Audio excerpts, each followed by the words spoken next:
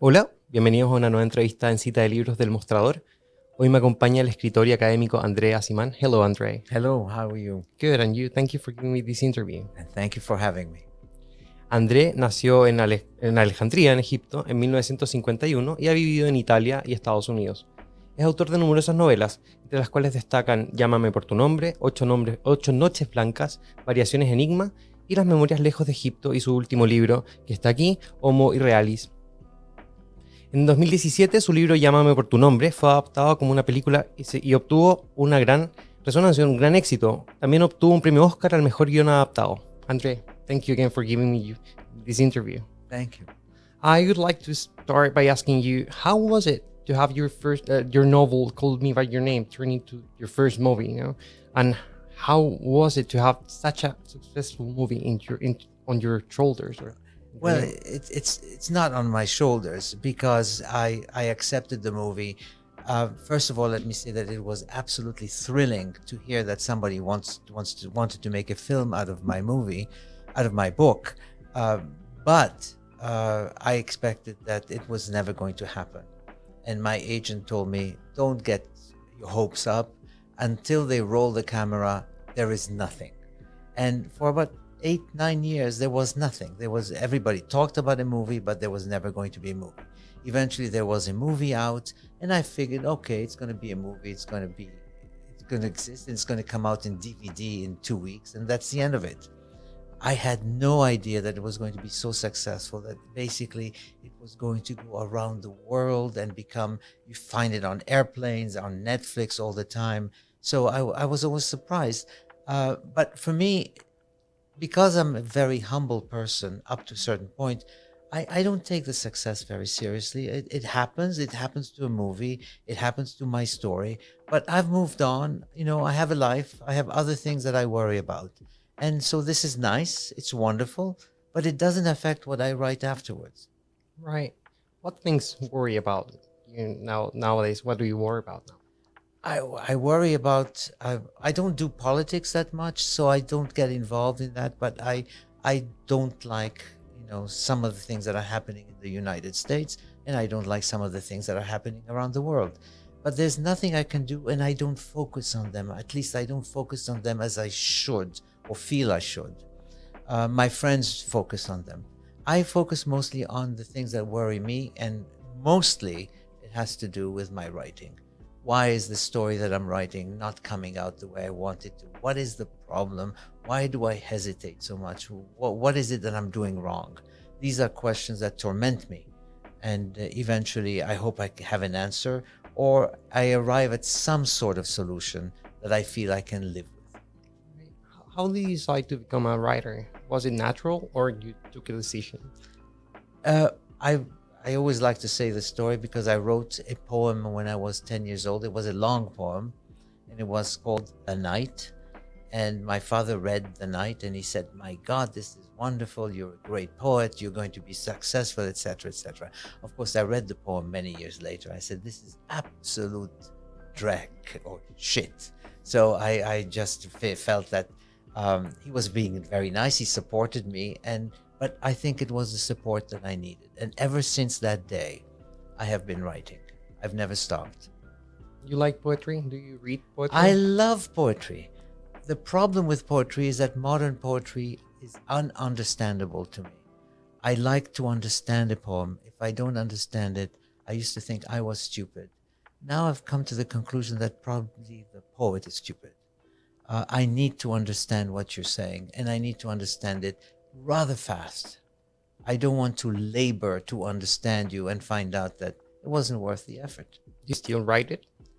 No, I do write poetry, but I write prose the way a failed poet would write prose. And I think that I have two very good antecedents behind me. One is Marcel Proust, who wrote terrible poetry, but wrote poetry for the rest of his life. And the other one is James Joyce, who also wrote rather mediocre poetry and who ended up writing the best piece of prose that resembles poetry ever. But one of the best poets in the world was born in the same city as you. I'm talking about Cavafis. Yes. Do you like him? I adore him. I discovered him when I was quite young, and he immediately spoke to me, and he spoke to my father also, who loved Cavafy. And basically, yes, the city that made me who I am also made Cavafy, and so we have an internal relationship, and at the same time, I read him as a poet who's not necessarily from Alexandria, and I understand him, and I applaud him. I've always loved him. I'd like to address another topic. You have become an iconic author for the LGBT community. Yeah. How does it feel to belong to the same group of writers, like the one who wrote Giovanni's Room, or the author of A Single Man, Maurice, The Line of Beauty, or Death in Venice? How do you feel belonging to that group? I have no problem to belong to that group at all. I like. I'm not so sure I like some of the books you quoted. I think that Death in Venice is a problematic story. It's not exact, and it wasn't exactly clear to me each time I read it that Mann was being as honest as he could have been. He was being sort of obscure and edgy in places, so that you couldn't quite see what it is. And Nikki's, what is it called? Giovanni's Room? Giovanni's Room. Yes, I'm sorry. Giovanni's Room is also a bit problematic for me. In other words, it's when he speaks about the color of his hair, you realize that he's not white. Right. And so you say, well, why is a black man not saying that he's black? So these are issues that trouble me. I prefer something that's far more frank and upfront, and also very well written. I think that Morris is a very good book. It's not the best book that Forster wrote. I thought he wrote it when he was rather younger than he was. But at the same time, that's a book that I liked, and it inspired me too. Aside from Proust, what writers do you read? Which ones did you like when you were young? When I was young, I read a lot of classics. So I read Gogol, I read Dostoevsky, I read Stendhal, I read Flaubert. I mean, I loved all the great writers.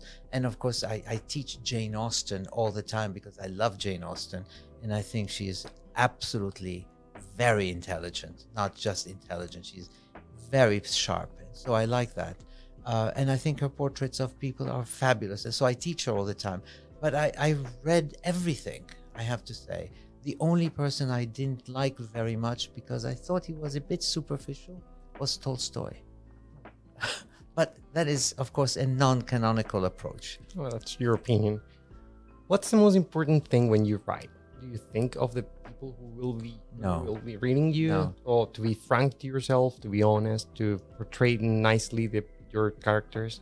What's the most important thing? I think when I'm writing and I'm sitting down at the desk writing, I want to capture the flow of the prose. That's the most important thing for me. Does the prose flow? It could be a short sentence or it could be a long sentence. I don't care. But it has to flow, and it has to have meaning, and it has to be honest. If I find myself concealing something or not quite saying it as honestly as I can, I scratch it. And I will say something that is sometimes very bold, sometimes very raw, but I need to capture something that is essential about humanity, about human beings. But it has to do with me. It has nothing to do with the reader. I don't even think a reader is going to read me. I was talking to a friend who's an editor the other day. He told me that some writers bring one draft and then you have 10 drafts after that. Do you write like Hannah Arendt once and for all, or do you write once and again until you get the final product of your books? Yeah, of course. That's how I do everything. I am always rewriting to the point where I have many versions, and of course I lose track of the versions that I prefer, but I have what Word is very good at this. It allows you to have tracking. And eventually what I do with tracking is I erase all the tracking. I create a new document that is fresh, and I start belaboring that version as well, so that there's never a finished product. Even when I hand in the manuscript, I'm still working on it. Just out of curiosity, do you read or have you read any Chilean authors? Chilean? No. I don't know any Chilean authors, and I the only one I know is Pablo Neruda. Okay, but that doesn't count any longer because he's international. But I try not to read contemporary prose. I don't really like contemporary writers. I don't intimate with them at all. So I leave them alone, and they leave me alone. What topics cannot you leave alone? I think that I always return to the question of what happens between two human beings, a man and a woman, or a man and a man, or a woman with a man. I love to write about the dynamics that happens between two human beings who essentially are good to each other but cannot say it, or are attracted to each other but are finding it difficult to admit it to themselves, to the other person. Eventually, one of the two has to say something. And that is the moment that is very difficult to write, because you want the confession to come, and at the same time you want it to be, as happens in Call Me By Your Name, retractable. Because if you say something that is wrong, you want to make sure that the other person, if you say something that sounds wrong, you want to make sure that the other person does not understand it, and therefore you can retract it. And I think the beauty of the scene between Elio and Oliver is that Elio is not coming forthright, is not being totally honest. But luckily for him, Oliver has understood him. In your last book, Homo Irrealis, you write from some feeling of melancholia, maybe, or some. It has a place for nostalgia. Okay. How do you deal with it? Besides writing, how do you deal with your own nostalgia? My own nostalgia is totally different I don't have nostalgia when it comes to not writing, because in writing, nostalgia allows me to enter a domain that is unavailable to me otherwise. And so I always write about the past, and you might think I'm a prisoner of the past, or that I'm totally enmeshed in memories. No, that's not me. The real me is a totally different person. Very dynamic, much more dynamic. I have friends, I have family, I have lots of things I love, and I don't like to do much, but I'm not a melancholic person. Melancholia seems to transpire in this book, but it's not really there. It's an affectation almost. I would like to close this interview Sure. by asking you if you have one book or a movie, maybe, besides Call Me By Your Name, that you would like to recommend to the people who's listening to us. Any book? Any book in the world. In the world. I think that if somebody is interested in writing and wants to understand humanity in its basically foulest and at the same time in its most paradoxical, contradictory way, I always suggest for people to read either The Red and the Black or Crime and Punishment. One of the two novels basically address everything that I have written. Well, thank you. Thank you for this Thank you interview. so much. Thank you. It's been a pleasure. Thank you. Thank you.